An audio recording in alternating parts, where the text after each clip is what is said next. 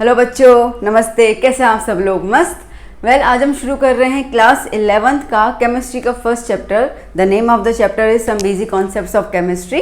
अब सीधी सी बात है, बेसिक कॉन्सेप्ट, इसका मतलब कि हम लोग वो सारी चीज़ें करेंगे जहाँ से केमिस्ट्री हमें थोड़ा बहुत समझ में आए। अब इसका मतलब ये है कि हम लोगों ने स्टैंडर्ड 8th, 9th और 10th में जितना भी केमिस्ट्री किया था, ठीक है, वो केमिस्ट्री पूरा का पूरा बोलते हैं ना, ठीक है, पूरी भूली बिसरी यादें बातें आपको अभी याद आने वाली हैं। तो वही सारी बातें जो है हम करने वाले हैं, वही सारी चीज़ों को हम एक बार, ठीक है, रिकॉल करेंगे। उसमें थोड़ा कुछ और डीप मीनिंग भी डालेंगे और कुछ और नए कॉन्सेप्ट भी देखेंगे, ताकि आपका केमिस्ट्री का बेस जो है वो पक्का हो जाए, क्लियर हो जाए। और यही बेस के तौर पे हम लोग आगे सारे चैप्टर्स जो हैं वो करने वाले हैं।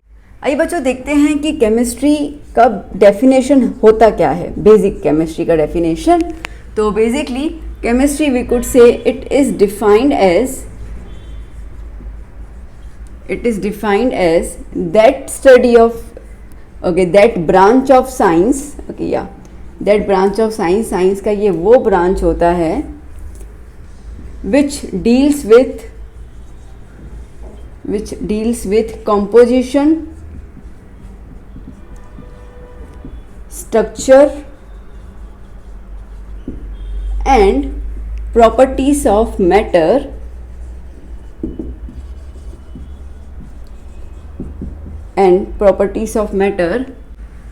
and the changes which the matter undergoes under different conditions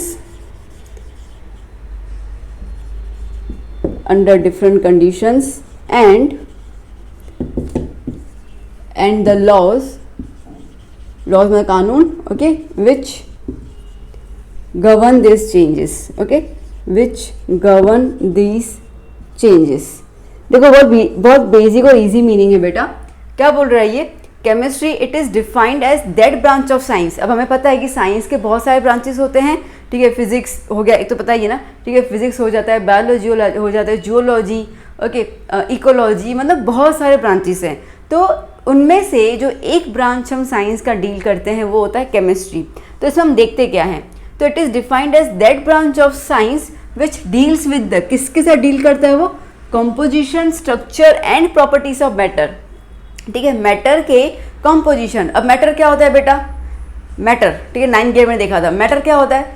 जो भी आपके आसपास चीज़ें हो सारी की सारी मैटर है। मतलब अभी आप इस रूम में, अभी आप जिस भी रूम में बैठे होंगे, जहाँ पे बैठे होंगे, आप अपने आजू बाजू अपनी गर्दन घुमाइए, जो भी अवेलेबल है वो मैटर है, और जो नहीं दिखता है वो भी मैटर है। हवा नहीं दिख रही है, ओके, मैटर है। दीवारें हो गई, आपके सामने जो मोबाइल है जिससे आप ये वीडियो देख रहे हैं वो मैटर है। मेरे हाथ में जो मार्कर है, बोर्ड है, आपके पास जो नोटबुक है, पेन है, दैट मीन्स कि ये पूरी यूनिवर्स जो है वो बेसिकली मैटर से ही बना है, ठीक है। तो ये मैटर जो होता है उसके अंदर composition, structure and properties. Composition मतलब कि मैटर कैसे बनता है, ठीक है। अब हमें कंपोजिशन के हिसाब से गैसेस भी मिलता है, ठीक है, लिक्विड भी मिलता है, सॉलिड भी मिलता है, ओके, क्लियर है। मतलब कि ये बनते कैसे हैं, व्हाट आर द कंपोजिशन, जिसकी वजह से हमें इस टाइप के मैटर, ठीक है, मिलते हैं। उसके अलावा हम प्रॉपर्टीज़ बात करते हैं, तो प्रॉपर्टीज़ किस तरीके से, लाइक सॉलिड जो होता है वो काफ़ी रिजिड होता है, टफ होता है, लिक्विड जो होता है वो फ्लूइड होता है, गैस फ्लूइड होता है, ठीक है। ये सारी प्रॉपर्टीज़ अगेन हमने ग्रेड 9 में कही थी, क्योंकि मैंने आपको पहले बता दिया कि ये आपका पूरा 8th, 9th और 10th का ही रिवीजन है। तो हमने ये 9th ग्रेड में किया था, और उसमें हमने देखा था कि लाइक हमने सॉलिड, लिक्विड और गैस के भी डिफरेंशिएशन किए थे बहुत सारे, ठीक है। डिफ्यूजन प्रोसेस की बात की थी, उसके अंदर कंप्रेसिबिलिटी की बात की थी हमने, उसके अंदर जैसे सॉलिड का एक स्ट्रक्चर जो होता है वो बिल्कुल मतलब परफेक्ट बाउंड्री होती है, डेफिनेट वॉल्यूम होता है। लिक्विड में डेफिनेट वॉल्यूम होता है बट बाउंड्री नहीं होती है। गैस में ना डेफिनेट वॉल्यूम होता है ना डेफिनेट बाउंड्री होती है, ठीक है। तो बेसिकली जब हम डिफ्रेंशिएट कर रहे हैं, ठीक है, तो वो डिफ्रेंशिएट किस आधार पे कर रहे हैं कि यही सारे पार्टिकल्स मिलके इन्हीं सब मैटर्स को उन्होंने बनाया हुआ है। तो कंपोजिशन आ गया, उनका स्ट्रक्चर अलग हो जाता है, उनकी प्रॉपर्टीज अलग हो जाती है, and the changes which the matter undergoes under different condition. अब अलग अलग कंडीशन में ये मैटर में काफ़ी सारे चेंजेस आ जाते हैं।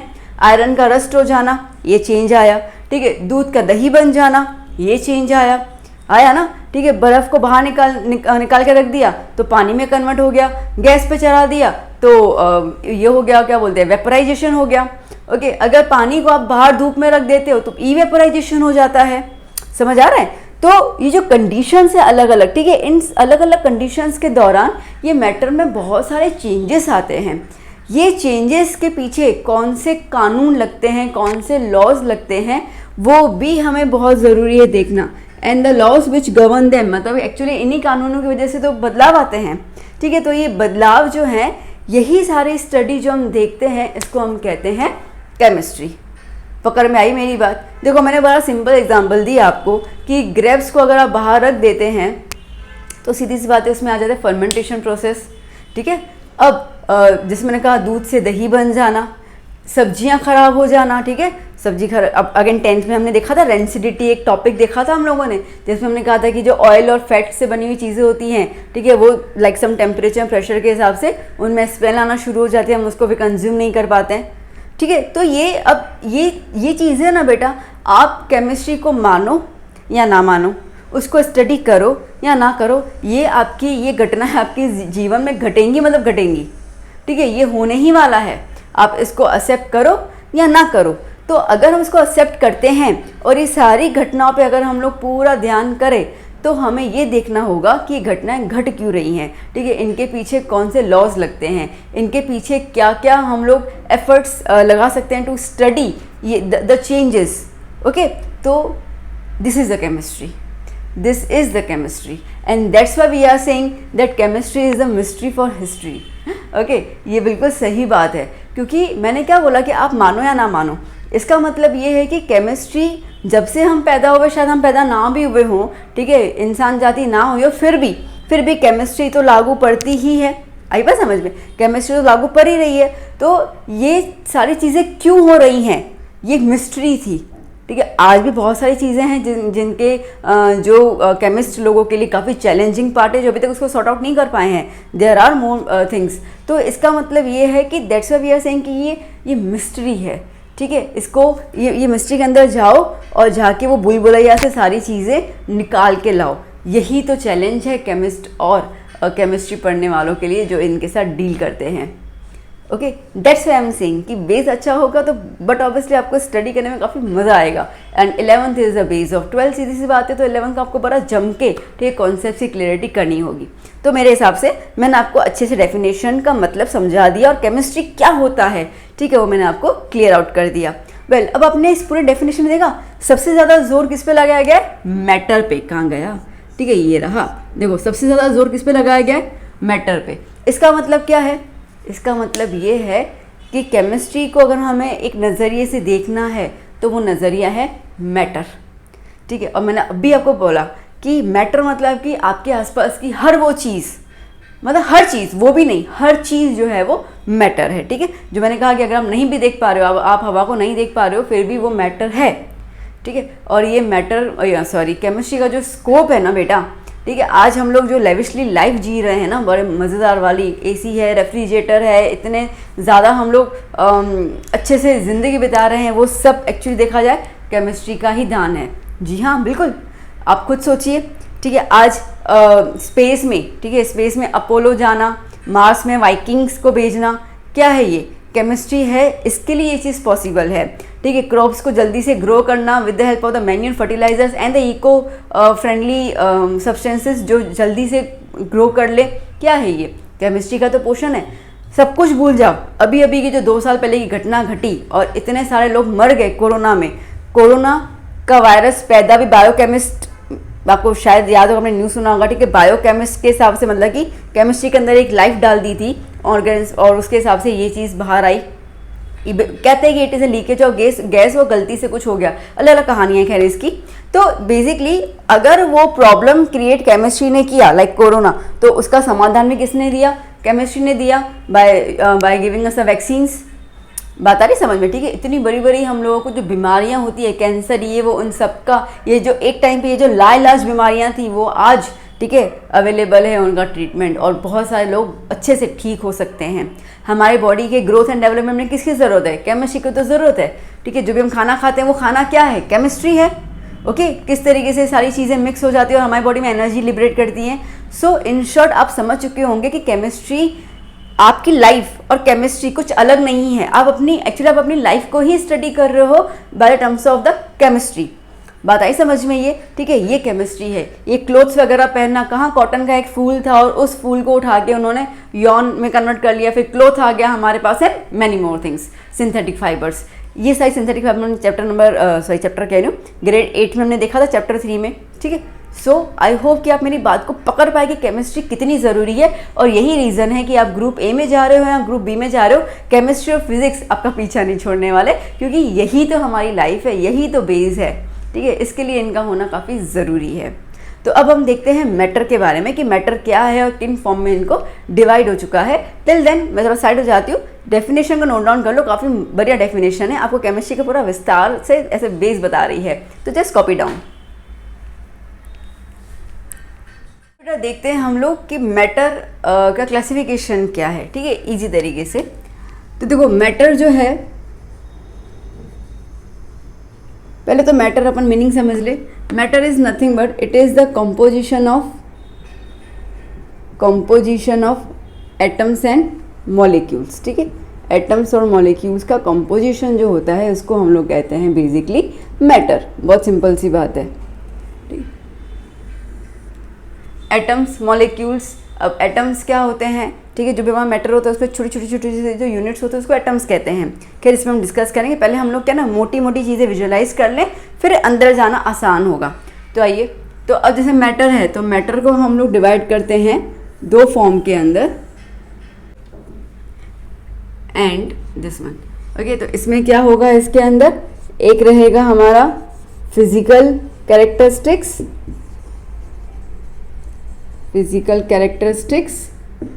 और दूसरा रहेगा केमिकल कैरेक्टरिस्टिक्स। ठीक है,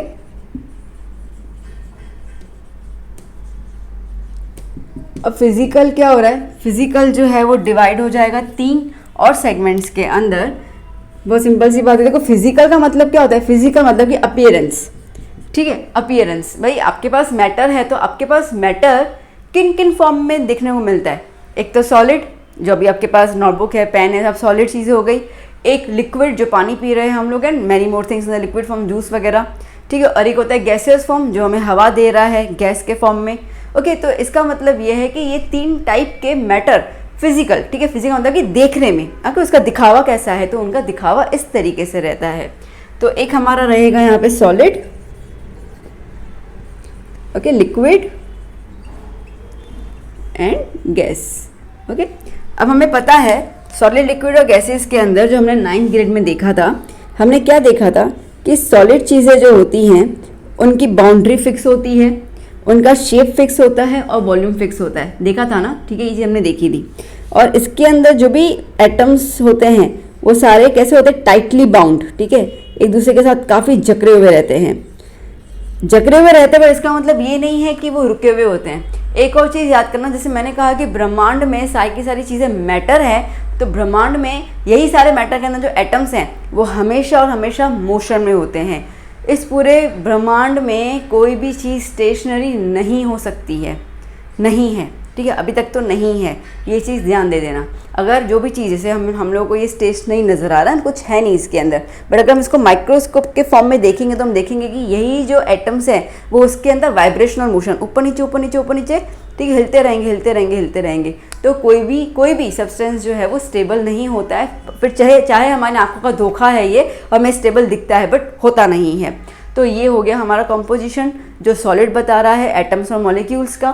फिर हम बात करते हैं लिक्विड की। अब लिक्विड के अंदर हमें पता है कि बाउंड्री जो होती है उसकी, ठीक है, वो फिक्स नहीं होती है, बट हाँ कंटेनर की तो ज़रूर होती है, बिकॉज जिस कंटेनर में लिक्विड होता है वो उसी का ही शेप धारण कर लेता है। और लिक्विड में जो एटम्स होते हैं वो थोड़े से दूर दूर होते हैं। ओके, दूर दूर होते हैं, इसका मतलब क्या हो गया? इसका मतलब ये है कि उनके बीच में, ठीक है, प्यार मोहब्बत थोड़ी सी कम है। ओके, दैट मीन्स कि फोर्स ऑफ अट्रैक्शन थोड़ा कम है, इसके लिए थोड़ा सा लूज होते हैं। ये लूज होते हैं, इसी की वजह से they have the property of fluidity. Okay, मतलब कि बह जाना। ओके, बहने की जो प्रॉपर्टी वो लिक्विड और गैस की क्यों है? क्योंकि इनके अंदर अट्रैक्शन थोड़ा सा कम है, इसके लिए। और अगर हम गैस की बात करते हैं तो भाई गैस तो वो पक्षी की तरह होते हैं ना, ठीक है, खुले आसमान में घूमने वाले पक्षी, कोई भी उनको फ़र्क नहीं पड़ता है इसके बारे में क्या सोचो क्या करो, कोई फ़र्क नहीं पड़ता है, ठीक है। हम तो बिंदास हैं। तो बिंदास वाली चीज़ें जो है वो गैस होते हैं जिनके अंदर फोर्स ऑफ अट्रैक्शन रत्ती भर होता है, मतलब बहुत कम होता है, बहुत फ्रीली घूमते हैं। तो अब बेसिकली ये सारी चीज़ें हम लोगों को मिलती हैं in the form of physical properties. अगर हम इसका एग्जाम्पल देखें जो आप ऑलरेडी देख के आए हुए हैं, ठीक है, कोई बड़ी बात नहीं है। अगर हम लोग H2O, ठीक है, H2O एक केमिकल कंपोजिशन है, ओके, एक मैटर का फॉर्म है। तो अब अगर मैं H2O लेती हूँ सॉलिड में, H2O लेती हूँ लिक्विड में, और H2O लेती हूँ मैं गैस फॉर्म में, ठीक है। तो ये H2O को मैं यहाँ पे सॉलिड कब लिखूँगी, जब वो मुझे आइस के फॉर्म में मिलेगा, ओके, आइस के फॉर्म में मिलेगा तो मैंने इसको सॉलिड लिख दिया। मैं अगर पानी पी रही हूँ, ठीक है, मतलब कि मुझे वाटर के फॉर्म में मिलेगा तो मैं उसको एब्रीवेशन क्या दे दूँगी, लिक्विड का। अगर वो मुझे स्टीम, ठीक है, भाप बनते हुए नज़र आ रहा है, वेपर के फॉर्म में, तो मैं इसको जी का सिंबल दे दूँगी। बात पकड़ आई मैंने क्या बोला? जी हाँ, मैंने यही चीज़ बोली जो आप थोड़ा सोच भी रहे होंगे। मैंने क्या बोला कि कंपोजिशन मतलब मैटर तो वही है ना, H2O, ठीक है, H2O एक मैटर है, मैटर वही है। अगर हम लोग उसको सॉलिड फॉर्म में देखते हैं तो बर्फ़ बोल देते हैं, ठीक है, लिक्विड फॉर्म में देखते हैं तो वाटर बोल देते हैं, और गैस फॉर्म में देखते हैं तो वेपर बोल देते हैं। बात पकड़ में आई? तो इसका मतलब ये है कि इसको हम कहते हैं फिजिकल कैरेक्टरिस्टिक्स, मतलब कि दिखावा अलग अलग है उसका, ओके। हमारा होता है ना, दोस्तों के साथ हमारा चेहरा कुछ अलग होता है, मम्मी पापा के साथ बहुत प्यारे, मतलब इस दुनिया से प्यारा, इस दुनिया में हमसे ज़्यादा तो प्यारा बच्चा उन्होंने कभी देखा ही नहीं होगा, ठीक है। तो हम इतने दोस्त, सबसे ज़्यादा हमारी जो असलियत है, ठीक है, हम कैसे होते हैं हमारे दोस्तों को पता होती है, ओके। और रिलेटिव्स के सामने जाओ तो फिर और ही हम लोग थोड़े से क्या बोलते हैं, अच्छे बन के पेश आते हैं। तो बेसिकली मेरे बोलने का मतलब है कि हम हैं तो हम ही, ठीक है, वी आर वी, बट सामने जैसा जैसा सोसाइटी हमारे सामने आता गया, ठीक है, स्कूल में बैठे हैं अलग हैं, ठीक है, फ्रेंड्स के साथ बैठे हैं तो बिल्कुल ऐसे बिंदास हो जाते हैं, ठीक है, मम्मी पापा के साथ बैठे हैं हम लोग तो अलग बिहेवियर लेके बैठे हुए हैं, ओके। तो दैट मीन्स ये हमारे फिजिकल अपीयरेंस है। तो जस्ट रिलेट करना बात को, तो यहाँ पे फिजिकल अपीयरेंस की H2O तो वही है, जैसे हम ही हैं, H2O ही है, बट वही सॉलिड फॉर्म में आइस, वही लिक्विड फॉर्म में वाटर, वही गैसियस फॉर्म में वेपर। बात समझ में आई? That is known as a physical appearance, जहाँ पे उनका दिखावा, ठीक है, एनवायरमेंट की तरफ अलग हो जाता है। क्लियर? ठीक है। अच्छा, अब थोड़ी सी मैं एक आपसे बात पूछना चाहूँगी। अब मेरे को बताइए, जैसे मैंने क्या बोला अभी, मैंने काफ़ी बार ये स्टेटमेंट बोला, शायद आपने नोट किया हो। मैंने क्या बोला? H2O गैस फॉर्म में है मतलब वेपर, H2O गैस फॉर्म में मतलब वेपर। तो मुझे अब बताओगे कि क्या वेपर और गैस में कोई डिफरेंस होता है? ये मैंने गैसियस फॉर्म लिखा, we never write vapour form. कभी सोचा हमने? सर हम हमेशा बोलेंगे सॉलिड लिक्विड गैस, हम कभी ये नहीं बोलते कि सॉलिड लिक्विड वेपर। तो वेपर और गैस में क्या अंतर है बाबा? ठीक है, गैस और वेपर में अंतर क्या है? कोई बता सकता है मेरे को? मैं बता देती हूँ, ठीक है। रिकॉर्डेड लेक्चर में क्या बताओगे मेरे को, लाइव होता तो बात अलग होती। तो ठीक है, तो बेसिकली डिफरेंस क्या है? डिफरेंस ये है कि गैस जो होता है नॉर्मल रूम टेम्परेचर पे भी वो उसी ही फॉर्म में होता है, मतलब कि उसी फॉर्म में उसके पार्टिकल्स जो होते हैं वो बिखरे होते हैं, ठीक है, हमें दिखता नहीं है। Loose particles, okay, less force of attraction, maximum space between the particles, ये सारी प्रॉपर्टीज़ गैस की रहती है at the room temperature. Room temperature जो भी हमारा होता है, ठीक है, 25-27 डिग्री जो भी हमारा रहता है, हम उसके हिसाब से इसको लेके चलते हैं। वेपर का मतलब क्या है? वेपर का मतलब ये है कि लिक्विड स्टेट में होगा रूम टेम्परेचर पे, मतलब कि रूम टेम्परेचर पे वो सब्सटेंस लिक्विड स्टेट में होगा जिसको हम लोग हीट देंगे और उसको कन्वर्ट करेंगे गैसियस फॉर्म के अंदर, तो हम उसको वेपर कहते हैं। बात पकड़ में आई मेरे? ठीक है। अब आपके हाथ में एक पानी का ग्लास होगा, बॉटल होगी ना, मुझे जहाँ देख रहे हैं वहाँ पे पानी तो आपने रखा ही होगा अपने साथ, ओके। तो पानी की बॉटल, ये जो जिस रूम में आप बैठे हो उसमें जो टेम्परेचर चल रहा है that is a room temperature, ठीक है। वैसे वो नहीं होता, मैं एक एग्जांपल दे रही हूँ, ठीक है। तो ये जो रूम टेम्परेचर है अभी भी उसका फॉर्मेशन कैसा है बेटा? लिक्विड फॉर्म में ही है, आप उसको पी पा रहे हो, बात आई समझ में? ठीक है। बट अगर हमें इसको गैस फॉर्म में कन्वर्ट करना होगा तो क्या करोगे? इस पानी को आपको एक कंटेनर में डालोगे, गैस पर रखोगे, उसको 100 डिग्री सेल्सियस तक बॉईल करोगे और फिर उसको वेपर में कन्वर्ट, मतलब उसको फिर आप गैस में कन्वर्ट करोगे, तब मतलब क्या है ना कि रूम टेम्परेचर पे उसकी प्रॉपर्टी गैस की नहीं है, तब उसकी प्रॉपर्टी लिक्विड की है, दैट्स वाई हम उसको वेपराइजेशन कहते हैं। बात पकड़ में आ गई? हल्का सा डिफरेंस है, समझ आया? ठीक है, तो बेसिकली गैस दैट मीन्स कि रूम टेम्परेचर पे वो गैस ही रहेगा, ठीक है, वो गैशियस फॉर्म में ही रहेगा। गैस स्पेलिंग का लिख रही हूँ मैं, गैशियस स्टेट, ठीक है, वो उसी में ही रहेगा। जबकि वेपर के हिसाब से जो रूम टेम्परेचर होगा, रूम मैं क्या स्पेलिंग लिख रही हूँ, रूम टेम्परेचर पे वो लिक्विड स्टेट में होगा। कौन से स्टेट में होगा?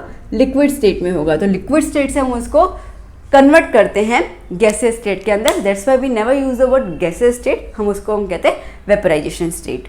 क्लियर? ठीक है, मज़ा आया समझ में? ठीक है, ये छोटी छोटी सी चीज़ें तो होती हैं केमिस्ट्री में जो लिंकिंग करने में काफ़ी आसान होती है। वेल, तो हम लोगों ने अभी फिजिकल कैरेक्टरिस्टिक्स देख लिए। आई होप कि आप बिल्कुल क्लियर हो चुके होंगे, मस्त जैसे क्रिस्टल क्लियर, ठीक है, कि क्या है इसका मतलब। अब हम चलते हैं केमिकल प्रॉपर्टीज़ की ओर। चलो अब देखते हैं केमिकल प्रॉपर्टीज़ में क्या है। देखो बेटा, अब केमिकल में तुम वर्ड समझ चुके होंगे, ठीक है, जहाँ पे एटम्स और मॉलिक्यूल्स के बीच में कोई ना कोई इंटरेक्शन हो रहा है, ठीक है, कुछ ना कुछ उनके बीच में बातचीत हो रही है और उसको लेकर वो अपना रवैया बदल देते हैं, मतलब अपना कैरेक्टरिस्टिक्स चेंज कर लेते हैं, उसको हम लोग कहते हैं केमिकल कैरेक्टरिस्टिक्स। अब इस केमिकल कैरेक्टरिस्टिक्स में हमारे पास दो टाइप के सब्सटेंसेस आते हैं। एक सब्सटेंस जो आता है एक सब्सटेंस जो आता है वो आता है प्योर फॉर्म। मैं थोड़ा अंदर कर दूँ इसको, ठीक है, क्या आता है? Pure substance. अगेन बेटा ये हमने 9th ग्रेड में देखा था, चैप्टर नंबर 2 के अंदर देखा था। ओके, प्योर सब्सटेंस, और एक होता है मिक्सचर। ठीक है, तो एक हो गया प्योर सब्सटेंस, एक हो गया मिक्सचर। अब आपको याद होगा, आई होप, मैं उम्मीद करती हूँ आपको याद होगा, प्योर सब्सटेंस हमने क्या कहा था, किसको कहा था? ठीक है, प्योर सब्सटेंस में हमने ये कहा था कि कोई मैटर है, ठीक है, अगर उसके अंदर सेम एलिमेंट्स मौजूद हैं तो वो प्योर हो गया। ठीक है, तो जिसमें एक चर्चा आपने की होगी आपके टीचर्स के साथ, टीचर्स करते हैं ऑलमोस्ट, ठीक है, कि वो सबसे सवाल पूछते हैं कि अच्छा दूध जो है वो प्योर है, बताओ। ठीक है, अब हम लोग कहते हैं हाँ शुद्ध दूध पीते हैं हम लोग, ठीक है, गाय का निकला हुआ बस गटक ही लेते हैं हम लोग ऑन द स्पॉट। वेल, तो वो शुद्धता अलग है। ठीक है, यहाँ पे प्योर सब्सटेंस की बात ये है कि मिल्क को हम प्योर नहीं कहेंगे। क्यों नहीं कहेंगे? क्योंकि उसके अंदर vitamins, proteins, fat, milk powder, बहुत सारी चीज़ें होती हैं। ठीक है, तो इन सब चीज़ों का मिक्सचर होता है वो। ओके, ये सब चीज़ों का मिक्सचर होता है, तो इसके लिए हम उसको प्योर कैटेगरी में नहीं डालते हैं। तो प्योर सब्सटेंस क्या होगा? बिल्कुल लिटरली प्योर, जैसे कि ज़मीन से निकला हुआ गोल्ड जो पत्थर के फॉर्म में होता है वो प्योर है। ठीक है, जितने भी एलिमेंट्स हैं ना बेटा, the table in the pure table हो ना, जितने एलिमेंट्स हैं वो सारे के सारे प्योर होते हैं। बात पकड़ में आ गई? ठीक है, सोडियम ले लो, मैग्नीशियम ले लो, कैल्शियम ले लो, गोल्ड, सिल्वर, प्लेटिनियम ले लो, जिंक ले लो, ये सारी चीज़ें मतलब all the elements are pure form. मैं ये नहीं कह रही हूँ, ठीक है, मेरे शब्दों गलत में मत लेना, मैं ये नहीं कह रही हूँ कि जितने भी एलिमेंट्स हमें ज़मीन से मिलते हैं वो सारे प्योर फॉर्म में मिलते हैं, नहीं, क्योंकि मेटल्स हमेशा हम लोगों को इम्प्योर फॉर्म में मिलते हैं, उनको हम प्योर कर सकते हैं, उनको हम प्योर कर लेते हैं। ठीक है, तो बेसिकली ये जो हम टेबल में 118 जितने एलिमेंट्स देखते हैं ना, वो सारे के सारे एलिमेंट्स जो है वो प्योर सब्सटेंसेस में आ जाते हैं, क्योंकि ये सारे एलिमेंट्स के अंदर जो एटम्स होते हैं वो सेम टाइप के एटम्स मौजूद होते हैं। ठीक है, आज अगर मैं गोल्ड की बात करूँ तो गोल्ड में गोल्ड के एटम्स ही मौजूद होंगे। ओके, सिल्वर है, सिल्वर के एटम्स, कॉपर है, कॉपर के एटम्स ही मौजूद होंगे। बात समझ में आ गई अच्छे से? तो basically pure substances are the pure substance, we could say the matter is composed of the same kind of atoms. ठीक है, ओके, अब यहाँ पर भी हमारे पास दो कैटेगरी आती है। क्या कैटेगरी आती है? कि जो प्योर सब्सटेंस होता है वो भी दो फॉर्म में डिवाइड होता है। एक होता है एलिमेंटल फॉर्म, मतलब एलिमेंट, और एक होता है कंपाउंड फॉर्म। ठीक है, एक होता है कंपाउंड फॉर्म। अब एलिमेंटल फॉर्म, जैसे मैंने आपको कहा, पीरियोडिक टेबल के एलिमेंट्स, ठीक है, सारे के सारे आ गए इसके अंदर। तो ये जो होते हैं, क्यों इनको हम लोग कहते हैं? Because they are made up of same kind of atoms, ठीक है, इसके लिए कोई मिलावट नहीं है इसके अंदर। तो that's why we are saying that element जो होते हैं वो प्योर फॉर्म में होते हैं। तो दैट मीन्स आप इसको एग्जाम्पल के तौर पे पीरियोडिक टेबल याद कर सकते हो। Complete periodic table, the elements are present. बात पकड़ में आ गई अच्छे से? ओके, अब कंपाउंड क्या होता है? आपके घर पे नमक है, H2O पानी हुआ, ठीक है, सो जो भी चीज़ है, तो आप बोलोगे कि मैम फिर तो यहाँ पे अलग अलग एटम नहीं हुआ, नमक के अंदर NaCl, और अभी तो आपने बोला कि एक ही टाइप के एटम होने चाहिए, तो फिर आप कंपाउंड को प्योर कैसे बोल रहे हो? मैं इसलिए बोल रही हूँ कंपाउंड को प्योर, क्योंकि भले उसके अंदर 2 या 2 से ज़्यादा एटम्स मौजूद हैं, ठीक है, और भी कुछ से एलिमेंट्स मौजूद हैं, बट उनका जो मिक्सिंग रेशियो है ना बेटा, मिक्सिंग रेशियो वो सेम है, दैट्स हम इनको प्योर कह रहे हैं। ओके, तो इसका मतलब कि कंपाउंड जो है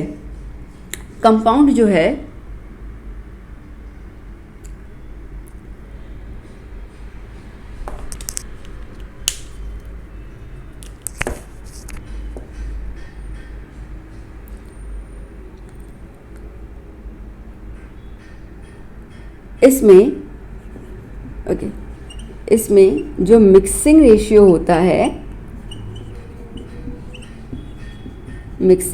होता है वो फिक्स होता है, ठीक है, वो फिक्स होता है। समझ में आया? ठीक है, अब यही हम एग्जांपल जो मैंने आपसे कहा कि हम ले लेते हैं, जैसे एग्जांपल ले लें हम लोग। अब ये मैंने वाटर का आपको एग्जांपल दे दिया, ठीक है, NaCl दे दिया मैंने, बहुत सारी चीज़ें आप ले सकते हो इसके अंदर। H2O, NaCl हो गया, ठीक है, कार्बन डाइऑक्साइड हो गया, मतलब कुछ भी ले लो, ठीक है। तो इनका रेशो फिक्स है। इसका मतलब क्या? देखो बेटा, अगर मैं H2O का एग्जांपल लेती हूँ, H2O का मतलब क्या है कि पानी के अंदर, मतलब ये जो अपना सब्सटेंस है, इस सब्सटेंस में 2 हाइड्रोजन है और 1 ऑक्सीजन है। क्लियर हुआ? ठीक है, 2 हाइड्रोजन है और 1 ऑक्सीजन है। ओके, अब आपको पता होगा हाइड्रोजन का मास होता है 1 ग्राम और ऑक्सीजन का मास होता है 16 ग्राम, ठीक है। तो नॉट ग्राम, मतलब unit, okay, atomic mass unit के साथ बात कर रहे हैं हम लोग। तो 2U और 16U, तो नाउ 2 1 ज़ा 2 और 16 हम काट लें तो 2 1 ज़ा 2 8 ज़ा, इसका मतलब क्या आया 1:8। इसका मतलब क्या आया 1:8 बाय द मास। ओके, तो इसका मतलब ये है कि आप अगर H2O कहीं से भी उठा लो, कहीं से भी, आपके घर का पानी ले लो, ठीक है, आप गंगा नदी में जाके गंगा नदी का पानी लेके आओ, हिमालय में जाके हिमालय का पानी लेके आओ, अरे बाहर फॉरेन कंट्री से पानी मंगवा लो, गटर का पानी ले लो, कुएं का पानी ले लो, बिस्लरी की बोतल ले लो, उफ जो भी लेना है लो, ठीक है। इसका मतलब क्या हुआ? इसका मतलब कि आप जब उसको लेबोरेटरी चेक करेंगे तो ये जो पानी बना है, ठीक है तो इसके अंदर H2O ही। बात पकड़ में आ रही है? ठीक है, तो इसका जो मेन कंपोजिशन है वो क्या है? H2O है, और H2O बाय मास किस रेशियो में डिवाइडेड है? 1:8। तो इसका मतलब कि आप पानी दुनिया के किसी भी कोने से लोगे, आपको यही चीज़ मिलने वाली है। और यहाँ तक कि अगर आपको लेबोरेटरी में भी पानी को बनाना पड़ जाए तभी भी आपको यही रेशियो लेके चलना है। दैट्स वाई हम इसको कहते हैं कंपाउंड, ठीक है, और दैट्स वाई हम इसको कहते हैं प्योर सब्सटेंस, क्योंकि इसमें और कोई मिलावट नहीं है। ओके, बात पकड़ में आई अभी मेरे? तो मेरे तो पकड़, आपके पकड़ में, मेरे को तो आ गई, ठीक है। तो इसके अंदर यहाँ पे H2O का मतलब ये होता है। सो कंपाउंड को हम लोग प्योर कैटेगरी में इसलिए डालते हैं क्योंकि इनका रेशियो जो होता है, ratio by mass, atomic mass, ठीक है, वो सेम रहता है। क्लियर हो गया? ठीक है, आप CO2 का ले लो, NaCl का ले लीजिए, NH3 अमोनिया ले लीजिए, that is the main point. Okay, बात करते हैं मिक्सचर की। अब मिक्सचर की बात, अच्छा मैं कंपाउंड में आपको एक और चीज़ बता दूं, ठीक है, मज़ा आएगा सुनने में, फिर मिक्सचर पे जाते हैं। अब जैसे कंपाउंड में हम इसी को ले लेते हैं एग्जांपल, ठीक है, कहाँ हम भटकें दूसरे एग्जांपल की तरफ। तो जैसे कि हम हाइड्रोजन गैस को और ऑक्सीजन गैस को मिलाएंगे तो हमें वाटर मिल जाएगा, लिक्विड फॉर्म। बहुत बेसिक चीज़ मैंने बताई, ठीक है। अब आपको पता है हाइड्रोजन गैस इज़ फ्लेमेबल, वो फ्यूल के तौर पे यूज़ करते हैं हम लोग, आग पकड़ता है जल्दी से। ओके, वी नो कि oxygen is a supporter of combustion, सीधी सी बात है, oxygen is a supporter of combustion, हाँ कि ना? ठीक है, बिना ऑक्सीजन को तो कोई चीज़ जल नहीं सकती है। 8th स्टैंडर्ड में देखा था, एक्सपेरिमेंट में किया होगा आपने, बिल्कुल बायकाज इसके ऊपर, ठीक है। तो अब ये दोनों चीज़ें जो हैं वो फ्यूल के तौर पे यूज़ करते हैं या फ्यूल बर्न करने के लिए कंबशन के तौर पे यूज़ किया जाता है। मतलब कहीं ना कहीं हम देखो तो आग लगा रहा है, ठीक है, आग लग गई, आग लग गई, बट यहीं पे जब आग लग जाती है तो उसको बुझाने के लिए हम क्या यूज़ करते हैं? पानी, वाटर, ठीक है। तो इसका मतलब कि ये क्या हो गया, ये तो यूज़ कर रहे हैं हम लोग एज एन एक्सटिंग्विशर, हाँ कि ना? बात पकड़ में आई? ठीक है। अब एक्सटिंग्विशर है, इसका मतलब ये है कि कोई भी जब एलिमेंट, ठीक है, दो या दो से ज़्यादा जब एलिमेंट मिल जाते हैं फिक्स रेशियो में और जब कंपाउंड बन जाते हैं तो उनकी पूरी की पूरी प्रॉपर्टी जो है ना बेटा वो बदल जाती है। बात समझ आ गई? पूरी की प्रॉपर्टी बदल जाती है। तो कहाँ ये जवानी का ऐसे जोश था इसके अंदर, इसमें जोश था, और जैसे ही शादी कर लिए, ठीक, कंपाउंड बन गया तो सारा जोश चला गया, ठीक है, सारा का सारा जोश चला गया। कैसे हो गए? ढीले हो गए, मतलब कि आग बुझाने वाले हो गए, शांत हो गए बेहद। बात आई? ठीक है। तो यहाँ पर ओके, जो मेरा जो मेन पॉइंट है, तो यहाँ पे कंपाउंड को प्योर कैटेगरी में डालने का ये भी एक रीज़न है कि प्रॉपर्टी जब चेंज हो जाती है ना तो प्रॉपर्टी स्टेबल हो जाती है, ठीक है। फिर वो कंपाउंड्स पहले वाले की तरह रिएक्ट नहीं करते, अब उनके अंदर स्टेबिलिटी आ जाती है, जिसकी वजह से आप उनको कहीं से भी ले लो, आपको कोई बदलाव नज़र नहीं आता है। That's why it is pure. अब मेरे ख्याल से मैंने आपका क्लियर कर चुका होगा ना, मतलब अच्छे से क्रिस्टल क्लियर हो गया ना हर एक चीज़, ठीक है, समझ में आ गई ना, अच्छे से हो चुका होगा। फिर भी कुछ हो तो मुझसे ज़रूर पूछ लेगा कमेंट सेक्शन में। अब बात करते हैं हम लोग मिक्सचर की। अब मिक्सचर प्रभु क्या है, ठीक है। तो मिक्सचर के अंदर भी दो कैटेगरी आती है, पर पहले मिक्सचर की बात कर लेते हैं। मिक्सचर होता क्या है? तो मिक्सचर के अंदर भी, इसमें भी, अब मिक्सचर मतलब मिक्सिंग, तो इसमें भी मिक्सिंग होती है, ओके, पर या बट, ठीक है, रेशियो जो होता है वो सेम नहीं होता है, रेशियो सेम नहीं होता है, याद कर लेना। एग्जाम्पल बहुत सारे एग्जाम्पल हैं। देखिए चाय की बात कर लेते हैं, ठीक है, इंडिया का सबसे फेवरेट, ओके, बेवरेजेस। तो अब चाय में किसी को फीकी पसंद है, किसी को कम शक्कर पसंद है, किसी को ज़्यादा शक्कर पसंद है, ठीक है। बट यहाँ पे चेंजेस आ रहे हैं, शक्कर की क्वांटिटी में चेंज आया, ओके, चेंज आया, तो कंपोजिशन जो है वो सेम नहीं है, ठीक है। मतलब कि सपोज़ कि मेरे घर पे 3 मेहमान आ जा रहे हैं और मुझे कह रहे हैं कि सपना जी आप हमको चाय बना के पिलाइए। मैं ठीक है भाई बता दीजिए। तो एक कह रहा है कि मैं तो चाय में शक्कर डालता ही नहीं हूँ। तो ठीक है, अब मैंने क्या किया, चाय बनाने रख दी, ठीक है, चाय पत्ती डाल दी, चाय का मसाला डाल दिया, ठीक है, दूध तो लेना ही, ठीक है, दूध ले लिया, सब कुछ करके मैंने उबालना शुरू कर लिया। और उबाल के सबसे पहले मैंने वो भाई साहब की चाय निकाली, ठीक है, कम तो है नहीं ना, शक्कर ही नहीं है, वो अलग कर दिया। फिर एक कह रहे कि भाई मेरे को आधा चम्मच शक्कर, ज़्यादा कुछ नहीं, ठीक है, तो मैंने आधा चम्मच शक्कर उसी चाय में डाल दिया, ठीक है, थोड़ा सा बॉईल किया और फिर उसको मैंने डालकर उनको दे दिया। और फिर ठीक है, एक लास्ट बंदे, वो तो कह रहे भाई मेरे को तो मीठा बड़ा पसंद है, मेरे में तो बहन जी 2 चम्मच डालना ही डालना, ठीक है। मैं ठीक है भैया जी जैसा आप बोलो। तो मैंने उसके अंदर 2 चम्मच शक्कर डाल दिए और फिर उनको वो दे दिया। चाय के अंदर, ठीक है, सारी चीज़ें सेम थी, कहाँ कंपोजिशन चेंज हुआ? कंपोजिशन चेंज हुआ शुगर के अंदर। मतलब ये है कि मिक्सचर जो होता है ना, मिक्सचर मतलब कि हम बहुत सारी चीज़ों को मिलाते हैं। अब हमने दूध मिलाया, पानी मिलाया, चाय पत्ती दी, ठीक है, चाय मसाला डाला, शक्कर डाला, इतना सब डाला हम लोगों ने, मतलब हमने मिक्स किया। और क्वांटिटी फिक्स नहीं है, क्वांटिटी किसी की भी फिक्स नहीं है यहाँ पर। तो कोई क्वांटिटी फिक्स नहीं होती है, उसको हम कहते हैं मिक्सचर। बात पकड़ में आ गई अच्छे से? ठीक है ना? ओके।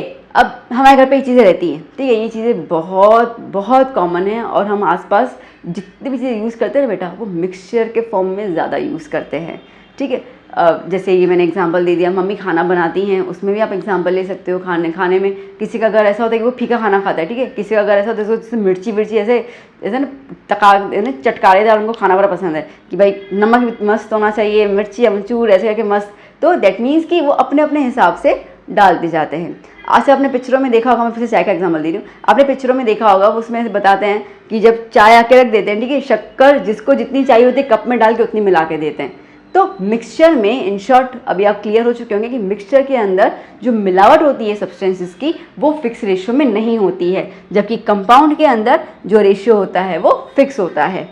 क्लियर? तो उस हिसाब से हमारे पास, ठीक है, 2 और कैटेगरीज आ जाती हैं इसमें। एक कैटेगरी होती है, मेरे पास स्पेस क्यों कम हो जा रहा है, चलो, एक कैटेगरी होती है होमोजीनियस,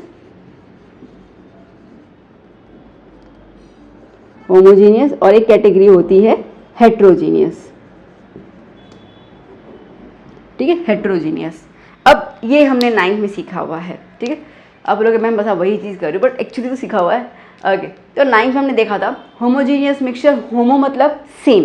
ठीक है, जैसे आपने नमक में, नमक तो नहीं, पानी, ठीक है, आपने पानी लिया और पानी में 1 चम्मच नमक डाल दिया, जैसे आप नमक को डिजोल्व करोगे you don't find any kind of changes in the water. ठीक है, आपको सेम मिलेगा। अब आपने नमक की क्वांटिटी अलग ली, ठीक है, आप 1 चम्मच, क्योंकि मैंने क्या बोला कि नमक डाल देना, अब आपने 1 चम्मच लिया, आधा चम्मच लिया, 2 चम्मच लिए, बट मिक्स हो गया, आपको कहीं पर नमक दिख ही नहीं रहा है और पानी एज इट इज़ दिख रहा है। दैट मीन्स क्या हो गया, दैट मीन्स की होमोजेनियस प्रॉपर्टी हो गई। ठीक है, तो हमारा सॉल्वेंट है उसमें आपको कहीं पे कोई चीज़ फ़र्क नज़र ही नहीं आ रहा। आप नींबू निचोड़ दो पानी के अंदर, ठीक है, नींबू के पार्टिकल अच्छे से पूरा जूस उसके मिक्स हो जाता है। बात पकड़ में आई? ठीक है, तो बेसिकली ये जो होमोजीनियस होता है वो ज़्यादातर हमारा सॉल्यूशन के तौर पे ज़्यादा काम आता है। ये चीज़ को थोड़ा ध्यान दे देना। सॉल्यूशन इसका मतलब कि जो भी लिक्विड चीज़ें अपन को आगे केमिस्ट्री में रीड करने वाले रिएक्शंस होंगे, तो ज़्यादातर जो सॉल्यूबल चीज़ें होती हैं ना उसको, वो ज़्यादातर होमोजीनियस ही होती हैं। ठीक है, और हेट्रोजीनियस आप समझ के चलो इनसॉल्यूबल। ठीक है, इनसॉल्यूबल में जैसे कि हम बात करते हैं कि आपने पानी में मिट्टी 1 चम्मच डाल दिया, मिट्टी डिजॉल्व होगी? वो नहीं होने वाली है। ठीक है, अगर आप उसको यूं ही रख देंगे तो आप देखोगे पानी ऊपर है, मिट्टी नीचे है, मतलब कि ये पार्टिकल सेपरेट हो जा रहे हैं। बात आई समझ में? ठीक है, चॉक पाउडर आप ले लीजिए, नहीं मिक्स होता है। तो बेसिकली जहाँ पे मिक्सिंग प्रॉपर्टी भी नहीं है, ठीक है, अगर हम उसको हिलाते तो मिक्स होता है, तो उसको हम कहते हैं हेट्रोजीनियस प्रॉपर्टी या हेट्रोजीनियस फॉर्म। तो ये मिक्सचर के वो हैं। अब इनमें और भी डिटेल में है, बट इतना डिटेल में भी अपने को जाने की ज़रूरत नहीं है। ठीक है, वो तो अपन 9th में कर चुके थे। तो ये बेसिक, ठीक है, ये बेसिक फ्लो चार्ट जो मैंने बनाया, यहाँ से आपका केमिस्ट्री का वज़न, ठीक है, पड़ता है और शुरू होता है। बेसिक में ये बोलूँ कि किस तरीके से हम लोग मैटर को डिवाइड कर लेते हैं। बात समझ में आ गई ना बच्चा? बहुत अच्छे से ना। चलिए अब मैं साइड हो जाती हूँ, जस्ट नोट इट डाउन, फिर हम आगे बात करते हैं। सो बच्चों, अभी आपको ये पॉइंट्स क्लियर हो गई कि मैटर क्या होता है। ठीक है, लाइक मैटर अभी मैंने शायद बता भी दिया, भूल गई। ओके, मैटर जो होता है इट्स अ सब्सटेंस, ठीक है, जिनके अंदर कुछ मास होता है और वो स्पेस ऑक्यूपाई करते हैं। शायद ये पॉइंट मैं भूल गई बताना। ये बेसिक डेफिनेशन है मैटर का, क्योंकि हमने अगेन 9th ग्रेड में चीज़ देखी थी। ठीक है, तो मैटर अभी क्लियर हो गया कि जिसके जो एक स्पेस ऑक्यूपाई करता है, जिसका कुछ वजन होता है। और हमने फिर मैटर के टाइप्स देख लिए हम लोगों ने, फिजिकल, केमिकल, क्लियर हो गया। अब इन सब के अंदर, ठीक है, हमने ये चीज़ देखा है कि जो भी है मैटर, ठीक है, जो भी है मैटर, वो मैटर बनना किससे है? वो मैटर बनना है एटम से। क्या होता है एटम्स? देखो बेटा, जैसे हम लोग को पता है कि आज वो घर बनाना है, ठीक है, तो वो घर, वो वॉल्स, वो दीवारें बनाने के लिए मुझे क्या चाहिए होगा? ब्रिक चाहिए होगा। तो brick is the smallest part of the wall and the building. ठीक है, मतलब बिना ब्रिक के तो मैं कुछ भी नहीं कर सकती हूँ, तो वो उसका छोटा सा पार्ट है जिसको जो ज्वाइन करते करते करते हमें पूरी बिल्डिंग देता है। अगर हम बात करते हैं डिजिट्स की, ओके, 92 डिजिट हो गया, 197 हो गया, तो इसका मतलब क्या होता है? जो ये जो नंबर्स बने हैं, ठीक है, जहाँ पे हम करोड़ों लाखों की बात करते हैं, ये सारे नंबर्स हैं। ये नंबर्स बने तो डिजिट से ही है ना, ठीक है, ये नंबर्स बने तो 0 और 1 के जो डिजिट्स हैं उनको ही जोड़ जोड़ के बने हुए हैं। बात आई समझ में? इसका मतलब कि जो डिजिट्स हैं 0 1 2 3 4, ये जो डिजिट्स है वो क्या है? ये स्मॉल यूनिट है। ठीक है, यही स्मॉल यूनिट जो है वो आगे जाके आपको बड़े बड़े नंबर्स दे देती है। ठीक है, from single digit to the crore digit वाले जो भी नंबर्स होते हैं, इन्फिनिटी, वहाँ तक हम लोगों को मिल जाता है। ठीक है, आज हम लोग इंग्लिश लिखते हैं, स्टेटमेंट्स लिखते हैं, पैराग्राफ्स फ्रेम करते हैं, तो ये सब शुरू कहाँ से होता है? आपको बचपन में डायरेक्टली ये लिखवाया जाता है कि चलो भाई अब तुम्हारा लिख दो तुम्हारा ऐसे कंपोजिशन, नहीं ना। कहाँ से शुरू होता है? ABCD alphabets. ठीक है, तो ये जो इंग्लिश है, इंग्लिश का बेसिक यूनिट क्या हो गया? इंग्लिश का स्मॉल यूनिट क्या हो गया? अल्फ़ाबेट्स हो गए। बिना ABCD के आप तो ना कोई स्टेटमेंट फ्रेम कर सकते हो, ना वर्ड बना सकते हो, ना पैराग्राफ लिख सकते हो। मेरी बात समझ में आई? ठीक है, कनेक्ट करो मेरी बात को इस कॉन्सेप्ट के साथ। तो बेसिकली यहाँ पर हमें ये क्लियर होगा कि कोई भी हम बड़ी चीज़ें देखते हैं, आलीशान चीज़ देखते हैं, तो वो बनती तो एक छोटी सी चीज़ से ही है, उन छोटी चीज़ों को मिलाकर ही बनाया जाता है। तो सिमिलरली हम जितने ही मैटर्स देख रहे हैं, ठीक है, सब कुछ, वो सब कुछ बने तो छोटी छोटी चीज़ों को ही लेकर है, और उन चीज़ों को हम कहते हैं एटम्स। ठीक है, इनको हम कहते हैं एटम्स। अब एटम्स मतलब क्या, एटम मतलब वो चीज़ है जिसको आप डिवाइड नहीं कर सकते हो, ठीक है, जो एक ऐसा पॉइंट आ जाता है जो आगे आप उसको और डिवाइड नहीं कर पाओगे, उसको हम कहेंगे एटम। चलिए, तो अगर हम यहाँ पे डिवाइड करें तो बहुत सारे बच्चों को, ठीक है, ऑब्वियसली आप लोअर ग्रेड करके आए हो, आपको चीज़ें आती होंगी एटम, एलिमेंट, मॉलिक्यूल और कंपाउंड। ये 4 चीज़ें आपने बड़ी अच्छे से देखी होंगी, ठीक है, ये वर्ड्स आपने काफ़ी एक्विंट है ये वर्ड्स। मैंने देखा हुआ है बहुत सारे बच्चों को स्टिल एक कन्फ्यूजन रहता है एटम, मॉलिक्यूल, एलिमेंट और कंपाउंड के बीच में कि इनका एग्जैक्ट डेफिनेशन क्या है। मैं कोशिश करूँ समझाने की कि मैं आपके दिमाग में ये डिफरेंस को डिवाइड कर पाऊँ। चलिए, तो हम बात करते हैं अभी। सबसे पहले हम बात करते हैं कि हमें इतना क्लियर हो गया, हमें अभी इतना क्लियर है कि कोई भी आप मैटर ले लो, सॉलिड, लिक्विड, गैस, कुछ भी आप ले लो, वो बना दो एटम से ही है। इतना तो पॉइंट क्लियर, इतने तक तो हम लोग क्लियर हो गए, ठीक है। यहाँ पे हम लोगों को बेटा एटम के 2 पोजीशंस ले लेते हैं हम लोग, ठीक है, एटम को हम लोग 2 पोजीशंस ले लेते हैं। एक हम ले लेते हैं होमो एटॉमिक कॉम्बिनेशन और एक हम लेते हैं हेट्रो एटॉमिक कॉम्बिनेशन, ठीक है बेटा, ओके। अब होमो यानी क्या, देखो बहुत सीधी सी बात है, होमो मतलब सेम, होमो मतलब सेम, ठीक है। तो इसका मतलब क्या है, इसका मतलब ये है कि when same kind of atoms और group of atoms combine together, okay, combine together, तो हमें क्या मिल जाएगा, मॉलिक्यूल। क्या मिल जाएगा हमें बेटा, मॉलिक्यूल। बात समझ में आई। अब ये मॉलिक्यूल जो है और 2 हिस्सों में हम उसको डिवाइड कर लेते हैं। एक हम बात कर रहे हैं मोनो एटॉमिक मॉलिक्यूल और एक हम बात कर रहे हैं डाई एटॉमिक या पॉली एटॉमिक, कुछ भी आप ले सकते हो इसके अंदर, पॉली एटॉमिक मॉलिक्यूल। देखो फिर से बता रही हूँ मैं। अब मैटर बना है एटम से। एटम हमारे पास 2 टाइप के होते हैं, होमो एटॉमिक कॉम्बिनेशन हम कर सकते हैं और हेट्रो एटॉमिक कॉम्बिनेशन कर सकते हैं। पहले हम चर्चा कर रहे हैं होमो एटॉमिक के बारे में।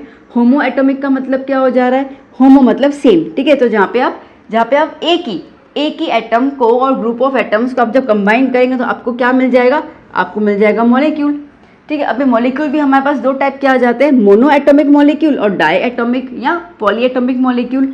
अब इसका मतलब क्या है, देखो इसका मतलब हो जाता है हमारे पास कि जैसे कि हम लोग मोनो एटॉमिक मॉलिक्यूल की बात करते हैं, हीलियम एक ही एटम से बना है, नियोन एक ही एटम से बना है, ओके, क्रिप्टन, जेनन।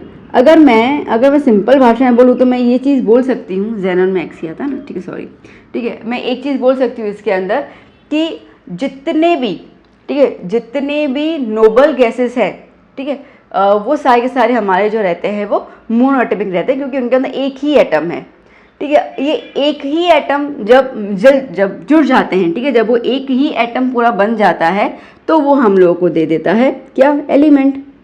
क्या मिल जाता है, एलिमेंट।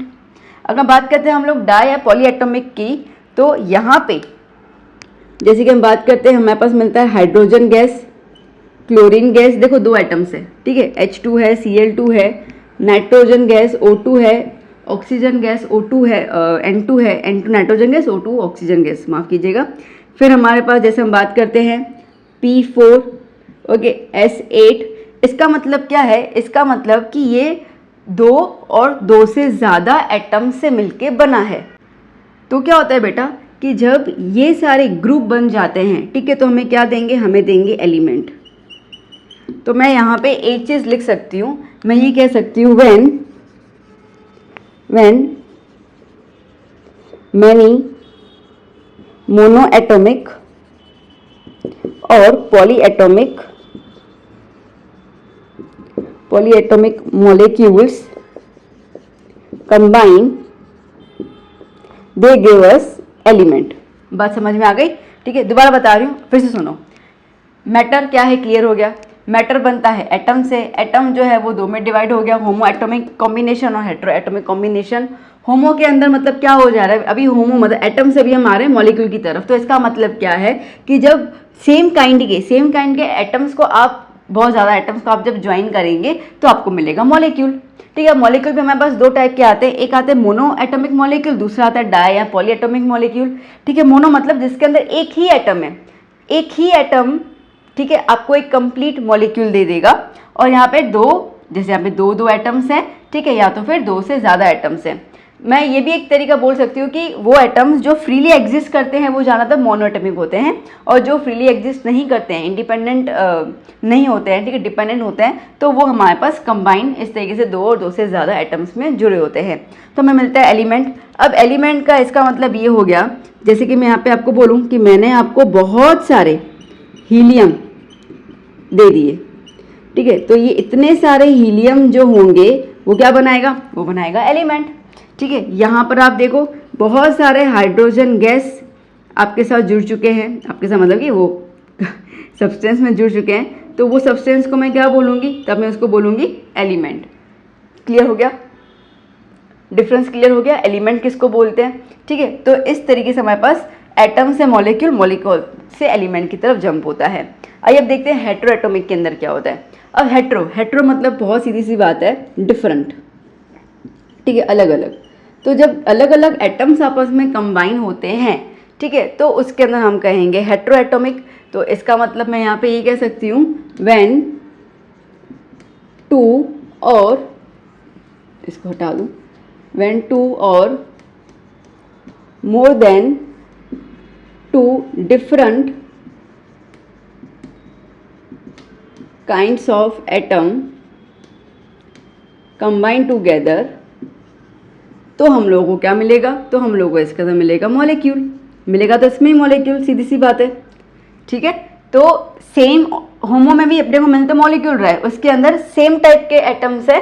ठीक है, अगर आप अलग अलग एटम्स को ज्वाइन कर दे फिर भी आपको क्या मिलेगा, इसके अंदर मॉलिक्यूल ही मिलेगा। ठीक है, इतना। जैसे कि हम एग्जाम्पल लें कि वाटर, ठीक है, carbon dioxide, ammonia and CH4 methane. ठीक है, तो ये सारे क्या है, देखो अब इसके अंदर हाइड्रोजन ऑक्सीजन दो अलग एटम्स मिलकर, ठीक है, यहाँ पे ऑक्सीजन कार्बन अलग एटम्स हैं, यहाँ पे नाइट्रोजन हाइड्रोजन अलग एटम्स हैं, यहाँ पे कार्बन हाइड्रोजन अलग एटम्स हैं।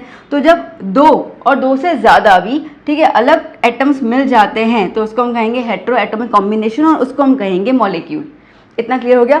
अब ये जब ज़्यादा अमाउंट में, ठीक है, when these type of hetero atomic molecules combine together, तो हमें क्या मिलेगा, हमें मिलेगा कंपाउंड, हमें क्या मिलेगा, कंपाउंड। ठीक है, तो अभी जैसे मैं यहाँ पे लिख दूँ, क्या लिखूँ मैं यहाँ पर, मैं ऐसा लिख सकती हूँ यहाँ पे, व्हेन मैनी, बहुत सारे, ठीक है, when many hetero atomic molecules combine together they gives us, okay, combine together they gives us compound। पकड़ में आगे बात इतना, ठीक है। तो अब अगर कंपाउंड की बात बोलूं तो इसका मतलब कि उस कंपाउंड में बहुत सारे वाटर के मॉलिक्यूल्स होंगे, बहुत सारे वाटर के मॉलिक्यूल्स होंगे। इतने सारे वाटर के मॉलिक्यूल्स जब कंबाइन हो जाएंगे तो हमें क्या मिलेगा, कंपाउंड, हमें क्या मिलेगा, कंपाउंड। बात समझ में आ गई अच्छे से, पक्का ना। एक बार फिर से, ठीक है, इस चार्ट के थ्रू समराइज करते हैं, फिर हम एक और स्टेटमेंट के थ्रू समराइज कर लेंगे। तो यहाँ पे क्या बोल रहा है, मैटर जो है वो बनता है एटम से। ठीक है, एटम को हम लोग दो पार्ट में डिवाइड कर रहे हैं, होमो एटॉमिक कॉम्बिनेशन और हेट्रो एटॉमिक कॉम्बिनेशन।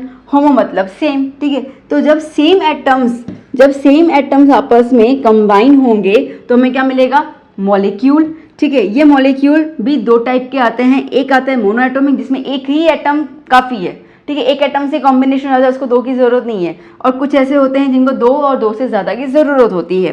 तो ये एक एटम भी मिलकर अब क्या बनाएगा, एलिमेंट। जैसे मैंने कहा कि जनरली हमारे पास जो रहते हैं वो ग्रुप 18 वाले होते हैं, which are the noble gases. ठीक है, तो ऐसे बहुत सारे, हीलियम मैंने बता दिया कि हीलियम के बहुत सारे मॉलिक्यूल ज्वाइन हो गए तो अपने को उसको कहना पड़ेगा एलिमेंट। यहाँ पे हाइड्रोजन गैस, ठीक है, बहुत सारे एलिमेंट्स ज्वाइन हो गए, बहुत सारे, हाँ, ठीक है, मॉलिक्यूल ज्वाइन हो गए तो अपने को कहना पड़ा यहाँ पे एलिमेंट।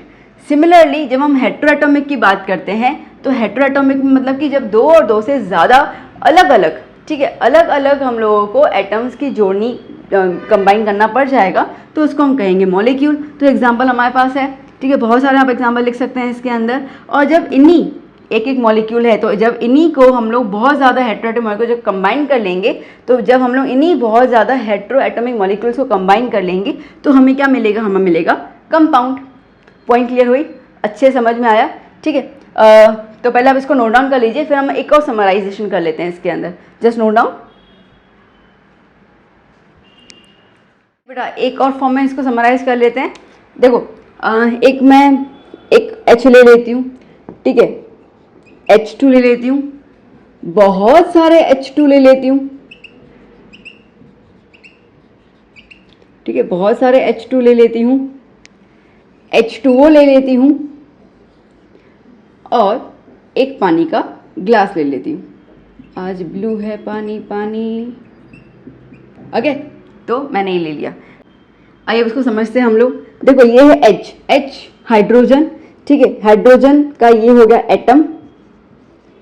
जब ऐसे 2 एटम्स जुड़ जाएंगे तो इसको हम कहेंगे मॉलिक्यूल, ठीक है। जब बहुत सारे मॉलिक्यूल्स जुड़ जाएंगे तो इसको हम कहेंगे एलिमेंट। बहुत सिंपल सी बात है, क्लियर हो गई, ठीक है। अब यहाँ पे है H2O, तो H2O जो आया दैट इज द, अगेन ये एटम, ये मॉलिक्यूल और एटम कंबाइन के फॉर्म में है ना, ठीक है। तो बेसिकली अगर मैं इसको कहती हूँ तो इसको मैं कहूँ हेट्रो एटॉमिक कॉम्बिनेशन और वी कुड से एलिमेंट, ठीक है। तो जब ये मिल जाएगा तो अपने को क्या मिलेगा, कंपाउंड। पानी, पूरा glass of water is compound.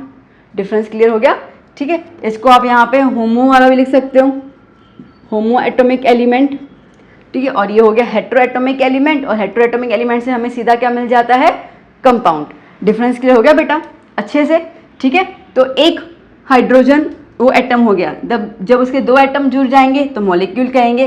जब बहुत सारे ऐसे मॉलिक्यूल जुड़ जाएंगे तो हम लोग होमो एटॉमिक एलिमेंट कहेंगे, ठीक है। अब अगर यही चीज़ें किसी और के साथ कंबाइन होके किसी और एटम के साथ कंबाइन हो जा रही है तो वो उस कॉम्बिनेशन हम कहेंगे हेट्रो एटॉमिक एलिमेंट। और जब इनका अमाउंट ज़्यादा हो जाता है तो उसको हम कहेंगे कंपाउंड।